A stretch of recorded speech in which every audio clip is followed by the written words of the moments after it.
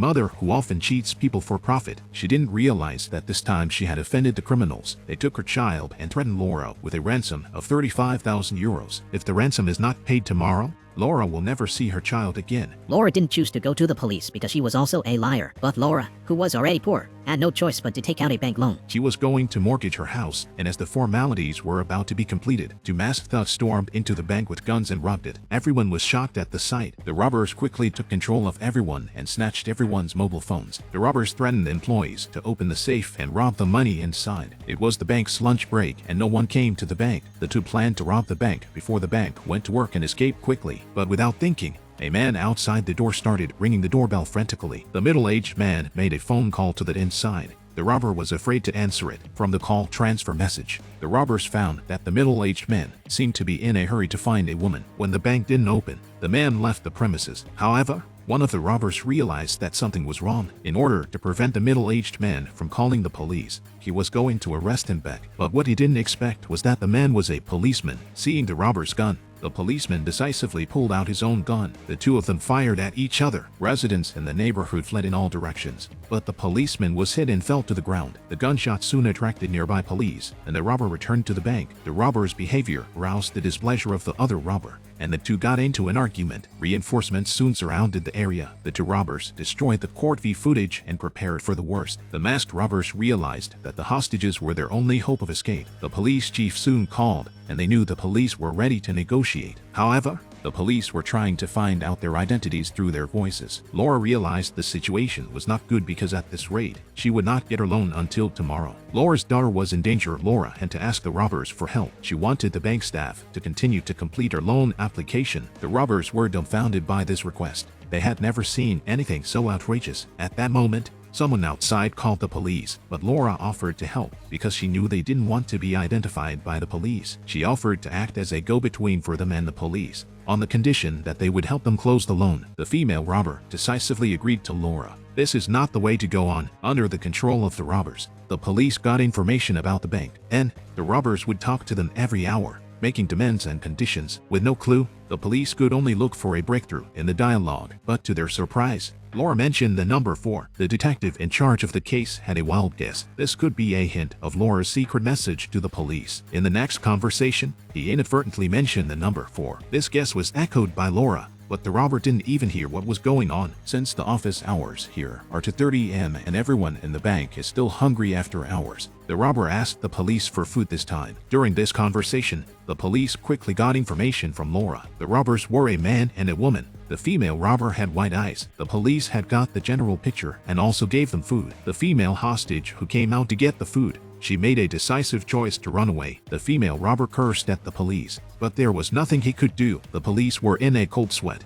If the robbers killed the hostage, they couldn't explain to their superiors. The robbers chose the cowardly bank manager. Facing the female robber, did not choose to run away but did as he was told. The escaped hostage identified the two robbers, who both have criminal records. The robbers have been identified. It's only a matter of time before we catch them. The only thing we need to worry about now is the safety of the hostages. The police just need to cooperate with the robbers and meet their demands. The robbers plan to escape with the hostages at 1 p.m. tonight. They've asked for a black caravan and control of the roads. Everything went according to plan. The female robbers honored Laura's promise and went ahead with the loan application. But then the staff realized that no one had accepted the documents submitted to the head office. It was only then that Laura learned from the calendar that the head office was closed that day. This meant that his loan had been cancelled, which broke Laura's heart. During the long wait, the police and the robber passed the time watching a football match together. But it wasn't long before the male robber began to suffer from a drug addiction. Just wanting to make a buck, Laura turned her attention to the robber's money. But the male robber found out right away, and he grabbed Laura and beat her up. Due to his drug addiction, the male robber lost his mind. The female robber stopped him just in time, and the male robber collapsed on the floor in pain due to his drug addiction. In order not to delay their escape, the female robber asked Laura to tell the police to get the flour. The robber planned to release the cowardly bank manager. To facilitate their escape, he told the bank manager to memorize the details of the street and the police layout. But Laura told the robber that he couldn't remember the streets at the bank. If the police set a trap, he wouldn't realize it. Laura also told him all the details of the painting behind the wall. Laura proved that she had an unforgettable memory. She was the only one who could do it, even though she didn't understand her intentions. Seeing Laura's ability, The two robbers agreed to let her out, but they didn't realize that Laura had another agenda. Outside, Laura manages to get the flower, and she tells the female robbers about the police setup outside. Laura then gained further trust when she had to go to the toilet. The kidnapper chose to believe her. The female kidnapper didn't expect that the male kidnapper would foam when he inhaled the flower. What's even more unexpected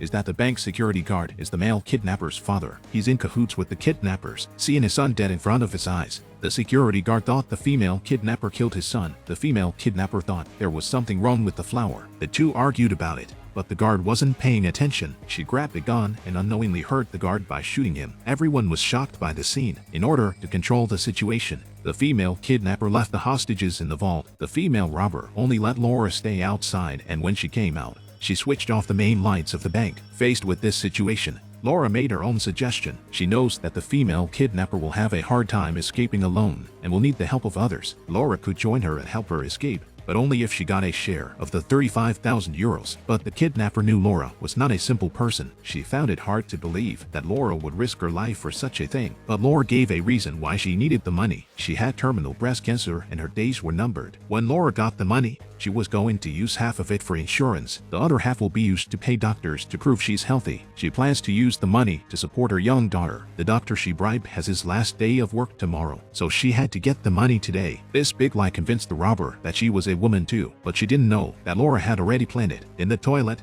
Laura wanted to prove she had breast cancer. She stabbed herself with a circular needle, leaving behind the eye of the needle, and the death of the male kidnapper was no problem at all for flour. Before Laura went out to get something for them, she secretly changed into insecticide powder from the bank. When she was getting the medicine, she secretly changed it again in order for the female robber to escape. Laura came up with a daring plan to swap their identities, as their hair colors were similar. She cut off the female robber's long hair and kept it short like Laura's. The female robber tied the money to herself and then to swap clothes. The most important feature was that one of the bandits' eyes was white. In order to fool the police, Laura could only hit the robber's face frantically. Afterwards, Laura told the police that something happened inside. The police were baffled by the fact that the male kidnapper died of flour inhalation, but they didn't care. They thought the flour was faulty and it was an accident. Laura also told everyone that the robbers would leave a hostage behind. She made it clear that this was not an act of kindness but revenge, but the police didn't know what that meant. Laura didn't explain too much,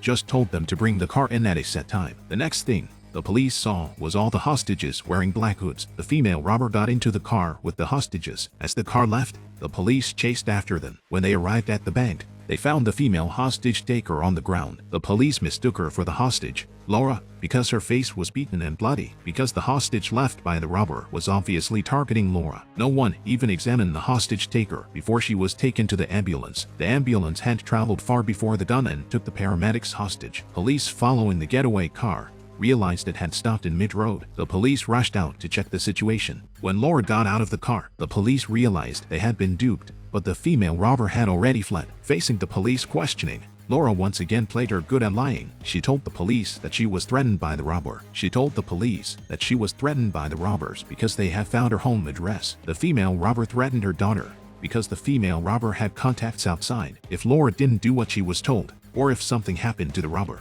her daughter's life would be in danger. For her daughter's safety, she had to help the female robber escape. With these heartfelt words, the police were fooled by her. But before she left, Laura said something strange to the police. The police didn't think much of it. Early the next morning, Laura arrived at the promised place, but she kept her promise and left 35,000 euros. Laura left a letter and went to the robber's place, but the robber said he didn't want Laura's money. He couldn't accept Laura's deception. They captured Laura's daughter and lured him to his doorstep. The ransom was just a cover. After seeing her for the last time,